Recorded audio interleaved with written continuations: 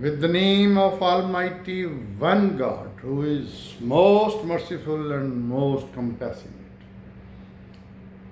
Peace be upon Prophet Muhammad Sallallahu. Mercy and blessing of Almighty One God on all of you. My name is Dr. Abu Abdullah, and we are learning the last revelation, Al-Quran, which is unchanged since it was revealed more than 1400 years ago. We finished Surah chapter An-Nisa, women, and now we are starting the chapter AlMaidah, number 5. This surah appears to have been revealed after the Treaty of Hudaybiyah at the end of 6 Hijri or the beginning of 7 Hijri. It deals with the problems that arose from the treaty. The continuity of the subject indicates that most probably the whole surah was revealed as a single discourse at one and the same time. So, what are the major issues, divine laws, and guidance in this surah? Number 1, halal. Halal means lawful, and haram means unlawful in the matters of food. Number 2, permission to eat the food of Al-Kitab means Jews and Christians. Next, permission to marry women of Al-Kitab, Jews and Christians. Next, regulations about bath, wudu and tayammum. Prayer and zakat, which is obligatory charity, were also obligatory for Jews and Christians. Next, invitation to Jews and Christians to become Muslims. Next, those who don't judge by the laws which Allah has revealed are declared to be unbelievers, wrongdoers, and transgressors. Next, warning to guard against corruption of power. Next, punishment for rebellion, disturbing the peace, and theft. Next, absolute prohibition of drinking and gambling, drinking wines or other such items which gives sedation like things. First commandment was in Surah Al-Baqarah, which was second in verse 219, and second in Surah An-Nisa, which was 43 verse. Next, additional rules for the laws of evidence.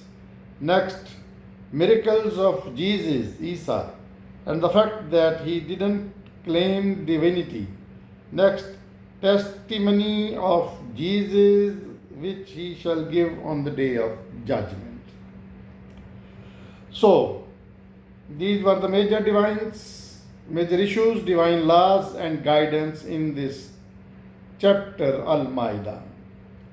Al-Maidah means the table of foods, you can say. Al-Maidah was revealed at the time when the last effort of the Quraysh to suppress Islam has been defeated in the battle of Ditch, Khandak, and it had become quite obvious to the Arabs that no power could suppress the Islamic movement. Now Islam was not merely a creed which ruled over minds and hearts of the people, but had also become a state which was regulating the lives of its people. Therefore, there was a need to formulate Islamic laws and criminal laws in detail and enforce them through Islamic courts. New and reformed ways of trade and commerce were needed to replace the old one. Likewise, Islamic laws of marriage and divorce, segregation of the sexes, and punishment for adultery were needed to mold the social life of Muslims. The chapter provided the guidance of the believers in some of these aspects of their lives so that their social behavior, conversation, dress, way of life, and culture could take a definite shape of its own. The Treaty of Hudaybiyah was also signed in the same year, which gave the Muslims not only peace in their own territory but also respite to spread the message of Islam in the surrounding territories and countries. The Prophet wrote letters to the rulers of Iran, means Persia at that time, Egypt, Rome, and to the chiefs of Arab tribes, inviting them to Islam. At the same time, the missionaries of Islam spread among the clans and tribes and invited them to accept the divine message of Al-Islam. Now that the Muslims had become a ruling body, there was a danger that power might corrupt them. At the stage of great trial, Allah admonished them over and over again to stick the justice and to guard against the wrong behavior of their predecessors, Jews and Christians. Believers are enjoined to remain steadfast to the covenant of obedience to Allah and His Prophet. They should follow Allah's commandment and prohibitions in order to save themselves from the evil consequences which were forced by the Jews and Christians who had violated them.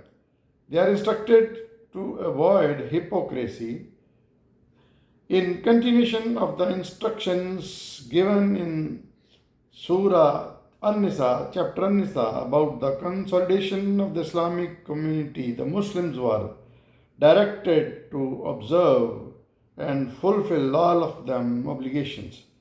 The Jews and Christians are also admonished to give up their wrong attitude towards the right way and accept the guidance which is being presented by the Prophet Muhammad, peace be upon him.